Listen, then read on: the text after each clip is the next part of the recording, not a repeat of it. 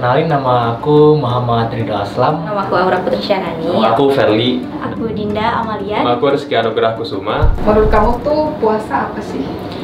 Puasa ya, puasa itu menurutku sebuah paksaan sih. Puasa itu bukan sebuah sukarela. Menurut aku puasa itu selain nahan lapar sama haus juga Menahan diri dari hawa nafsu gitu. Menahan lapar, nahan minum, Nahan hasrat itu. Hasrat untuk apa? Hasrat untuk melakukan yang nggak baik gitu, kayak gitu. Kan di puasa itu identik dengan hal-hal yang kebaikan gitu. Udah bisa nahan ya? Udah bisa. Puasa bikin kamu semangat ngelakuin ibadah yang lain gak sih? Biasanya apa gitu kalau boleh tahu? Puasa itu ya bikin kita semangat untuk ngelakuin ibadah ya. Karena apa? Karena dijelaskan ya keutamanya lebih besar dari bulan-bulan lain ketimbang bulan Ramadan ini pas puasa gitu. Ibadahnya apa ya, kayak tadarusan bareng. semenjak puasa aku jadi sering sholat duha karena habis subuh tuh aku nggak tidur gitu, biasanya sampai jam 7 baru sholat duha dulu, dan itu langsung tidur lagi sampai zuhur. Paling ngaji sih. Yakin. Biasanya kalau ngaji disemangatin, biasanya kalau misalkan ada cewek gitu ya, kayak ngaji, semangat ngaji gitu, ngaji. Jadi ngajinya karena cewek dong? Ya ngajinya karena cewek, jujur aja. jadi lebih beriman lagi gitu ya, lebih sadar lagi gitu buat sholat, buat tadarus gitu ya, lebih tersentil lah perasaan jasmani rohaninya gitu. Saya aku bolong di subuh, jadi aku selalu siap untuk subuh gitu. Dan habis subuh itu aku nggak tidur biasanya gitu. Terus Dan ngapain? tidurnya tidur siang. Apanya? Habis subuh? Habis subuh biasanya mabar dulu sama temen. Udah itu ngobrol, terus kadang baca buku juga sih, manfaat dong. Buat mahasiswa nih yang banyak kegiatan di kampus, ada nggak tips dari kamu biar kuat puasanya? Kalau misalnya, kalau aku kan di Lengkong ya, jadi di depan Lengkong itu ada warteg. Ya, wartegnya tuh suka ditutup tirai gitu, jangan masuk. Kalau misalnya udah ditutup jangan masuk ya teman-teman ya. Kalau tipsnya sih ya, jangan sering-sering scroll TikTok, jangan sering-sering scroll IG gitu. Itu mengundang banyak hal deh untuk goyangnya godaan nafsu kita gitu.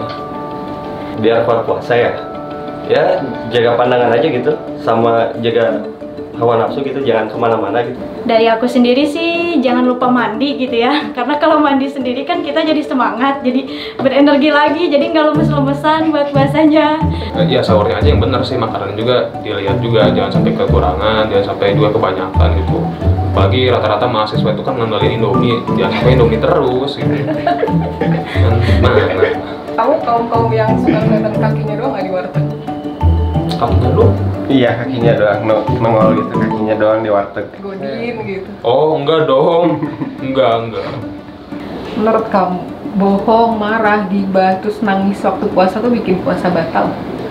Enggak, itu semua nggak bikin puasa batal, tapi bikin value dan esensi dari puasa kita tuh nggak tercapai, nggak maksimal gitu. Kalau gibah mah yang udah pasti udah jelas pasti batal ya. Tapi kalau nangis, aku masih kadang sempat nangis sih, kayak ya karena aku anak rantau, jadi kadang kalau misalnya lagi nahan lapar tuh kayak kangen rumah gitu, kadang nangis gitu. Tapi nggak karena tahu gibah juga membatalkan puasa, tapi kadang-kadang aku juga ngelakuin gibah sih. Enggak sih, mungkin lebih ke mengurangi pahala kali ya. Nggak bikin batal, cuman ya jadi dapat dosa aja, apalagi gibah yang gibahin orang. Masih suka bohong, marah, gibahin orang waktu puasa? Pernah sih. Yang aku tahu sih di antara semua itu sih enggak, cuman katanya yang aku dengar dan aku pernah baca juga, kalau sebaiknya jangan dilakukan karena itu akan mengurangi pahala kamu di bulan puasa kayak gitu. Abis sahur biasanya kamu ngapain? Milih ngaji, tidur lagi, apa langsung beraktivitas? Tidur lagi biasanya.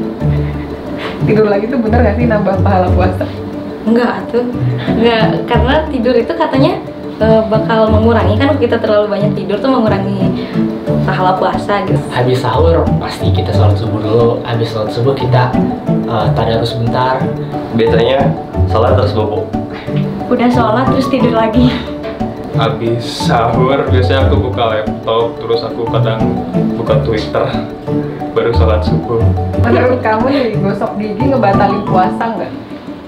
Enggak sih, ya tergantung niatnya aja gitu, jangan sampai ditelan aja gitu. Karena kalau nggak sikat gigi ya, tau lah baunya kayak gimana. Gosok gigi nggak apa-apa, asal nggak berlebihan aja, asal nggak dimasukin-masukinnya sampai ke lidah, sampai ke tenggorokan gitu, cukup bagian depannya aja biar ya setidaknya nggak bau-bau banget lah. Enggak sih, gak batal kata Bung. Saya kalau kecuali ditelan gitu, kalau ditelan ya pasti batal. Sikatnya. Iya, sikatnya atau odolnya gitu ditelan. Kalau enggak pas kumur-kumur diminum gitu. Enggak, karena niatnya kan cuma ngebersihin gigi gitu ya, biar bersih, biar wangi, biar nggak bau mulut. Enggak, Karena soalnya kan itu buat ngebersihin mulut doang, ya kecuali kamu telan gitu. Gak salah dong. tapi katanya bau mulut orang puasa lebih wangi dari kasturi. Pernah dengar nggak? Enggak. Maksudnya gimana? Jadi kita harus gosok gigi atau enggak? Katanya bau mulut orang puasa tuh bau surga. Oh, mungkin itu ya setuju sebagai perumpamaan atau yang untuk mengindahkan, cuman kalau secara literal enggak deh kayaknya. Bau surga tuh kayak gitu katanya. Tapi kalau nggak sikat gigi tuh ya mengurangi percaya diri juga. Nggak valid sih ya kalau ngeliat realitanya ya. Ya mungkin ya bau surga kayak bau kasturi kali. Pernah denger tapi itu hoax teman-teman. Amalan atau hal simpel apa yang menurut kamu nambah pahala puasa? Senyum. Ya ibadah gitu, tarawih yang segala macam kayak gitu. Terus juga Senyum ke orang-orang, terus berbagi. Tadarus. Membantu orang tua sih, dan ada buat orang tua di rumah kayak gitu sih. Assalamualaikum warahmatullahi wabarakatuh. Sampurasun wargi Unpas.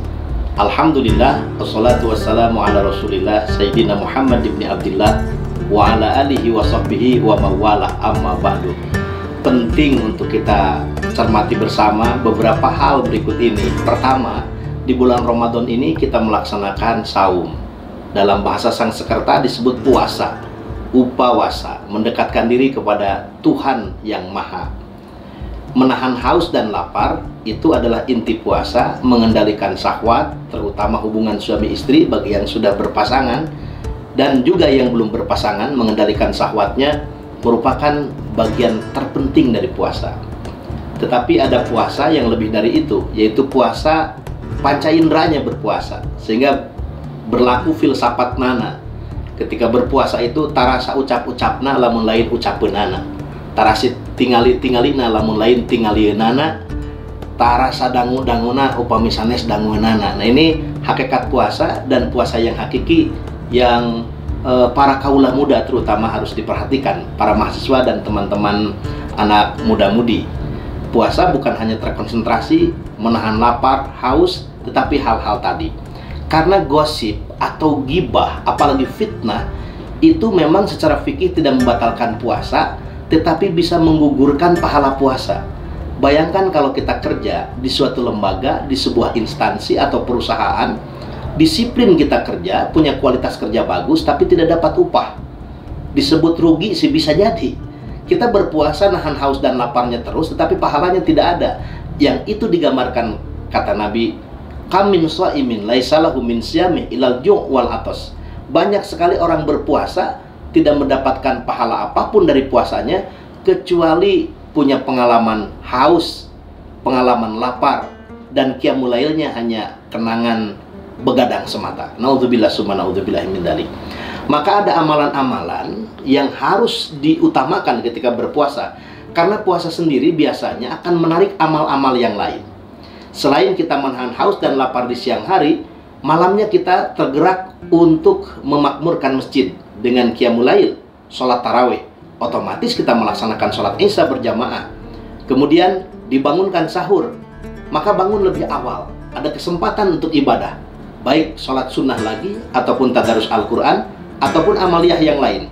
Setelah makan sahur, dulu waktu ngaji denger melalui pendengaran saja informasinya, suka teriak di masjid-masjid itu para kaula muda, insaf, insaf, padahal bukan insaf, imsak, imsak, karena puasa itu al-imsak, menahan, tidak boleh lagi makan dan minum setelah tanda tibanya waktu imsak. Jadwal imsakiah itu kan sudah dibagikan. Nah, setelah imsak itu baiknya tidak melakukan hal-hal yang mubadzir. Karena dari imsak sampai subuh itu waktunya tidak lama.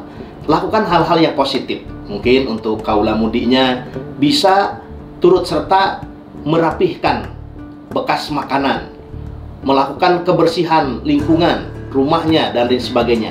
Anak-anak mudanya juga sama. Bisa membaca, bisa berdiskusi, atau melakukan olahraga kecil. Karena dari imsak sekali lagi sampai ke rentang waktu subuh itu begitu dekat. Lakukan sholat subuh berjamaah di masjid. Setelah itu bisa iktikaf di masjid dan melakukan hal-hal yang positif lainnya. Sehingga aktivitas yang terbaik setelah imsak itu bukan tidur. Kalau tidur nanti kebablasan, subuhnya bisa kesiangan. Apa ceritanya kalau puasa tetapi subuhnya kesiangan atau bahkan lepas? Alhamdulillah. Sayang, setelah imsak lakukan hal-hal yang positif, sambungkan ibadah ke sholat subuh, dan setelah subuh bisa melakukan aktivitas-aktivitas yang baik lainnya. Karena tidur setelah subuh itu akan menyebabkan seorang menjadi fakir. Kurang bagus setelah subuh tidur. Setelah subuh itu lakukan olahraga, lakukan hal-hal yang positif, lanjutkan tadarus Al-Qur'annya lagi. Ada waktu untuk tidur, ada waktu untuk beraktivitas. Nah, tentu ketika kita setelah makan sahur sampai imsak ataupun berbuka puasa, biasa sunnah bahkan wajib menjaga kebersihan, dari mulai kebersihan badan, mandi, kemudian sikat gigi ya sampai bersih. Meskipun ada hadis yang menyatakan harumnya atau baunya mulut orang yang berpuasa harum laksana kasturi. Ini dimaknai makna yang dohir, makna yang batin. Secara batinnya ya harum bagaikan kasturi, tapi secara lahiriah kita mesti menjaga kebersihan badan, pakaian, dan tempat tinggal kita, apalagi ketika berpuasa. Dan waktu-waktunya itu sangat memungkinkan setelah makan buka puasa bersama, setelah imsak, ataupun di luar itu ketika di siang hari dalam keadaan berpuasa. Boleh berkumur-kumur, boleh membersihkan mulut, hanya harus ekstra hati-hati, jangan sampai ada yang ketelen. Ini ekstra hati-hati. Hukumnya apa? Kalau tidak sengaja, hukumnya tidak membatalkan puasa, tetapi kalau sengaja membatalkan puasa. Nah, kemudian puasa itu juga bisa memancing atau memantik amaliyah yang lain, yang positif lainnya, supaya bertambah, bukan hanya tergantung pada saum yang kita laksanakan. Apa saja tradisi kita, karena ingin membahagiakan datangnya atau berbuka puasa, ada tradisi ngabuburit. Itu tidak apa-apa. Tradisi ngabuburit itu supaya tidak terlalu terasa haus dan laparnya. Maka kalau teman-teman mahasiswa yang kebetulan aktif di organisasi kemahasiswaan, baik intra ataupun ekstra, bisa memanfaatkan jelang buka puasa dalam bentuk diskusi atau rapat sekaligus buka puasa bersama. Biasanya kalau rapat, kongkoh-kongkoh, kumpul-kumpul, apalagi mendiskusikan hal-hal yang serius, yang potensial, yang menyenangkan untuk teman-teman mahasiswa, tidak akan terasa laparnya, tidak akan terasa hausnya. Tiba-tiba sudah terdengar di masjid, Allahu Akbar, Allahu Akbar. Kalian akan senang ketika berbuka puasa. Setelah itu buka puasa bersama ini juga jangan terhalang dengan kegiatan lain. Setelah berbuka puasa, menyegerakan buka puasa sunnah hukumnya, lanjutkan sholat maghrib berjamaah. Kalau masih ada hal yang didiskusikan lagi, lanjutkan. Tetapi ketika isya, ikut sholat isya berjamaah dan dilangsungkan dengan sholat tarawih.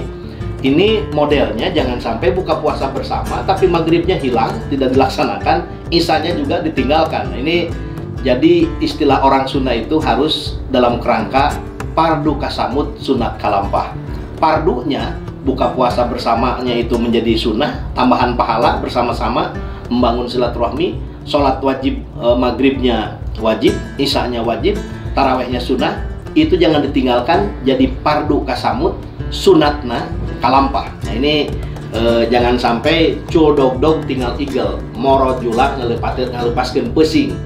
Yang dikejar kesenangan buka puasa bersamanya, tetapi hal-hal penting yang urgennya ditinggalkan. Ini jangan sampai terjadi, dan itu hal yang kita sebut dalam kerangka keunpasan nyantri nyunda nyakola. Sebagai insan yang nyantri diwujudkan dengan aktivitas ibadah yang maksimal, sebagai nyundanya, orang Sunda itu senang kumpul gemain sahab, makan tidak makan kumpul.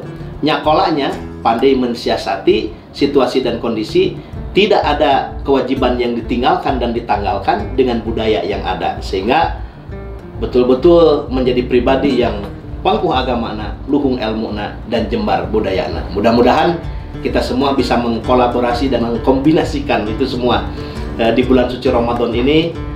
Puasa ini bisa membangun spirit kita semua, terutama teman-teman mahasiswa, anak muda, dan siapapun kita yang ada di Bandung, Jawa Barat, Indonesia, dan seluruhnya. Kita berpuasa melaksanakan perintah Allah, sunnah Rasulullah SAW, tetapi kita pun diperkaya dengan adanya budaya yang sangat indah di negeri tercinta. Ngabuburit itu budaya, menyegerakan buka puasa itu sunnah, tapi berpuasanya itu wajib. Karena ada kadang-kadang ngabuburitnya getol, puasanya tidak, menyegerakan bukanya panghelana. Nah, itu tidak sesuai dengan apa yang kita harapkan. Demikian, mudah-mudahan ada manfaatnya. Wassalamualaikum warahmatullahi wabarakatuh.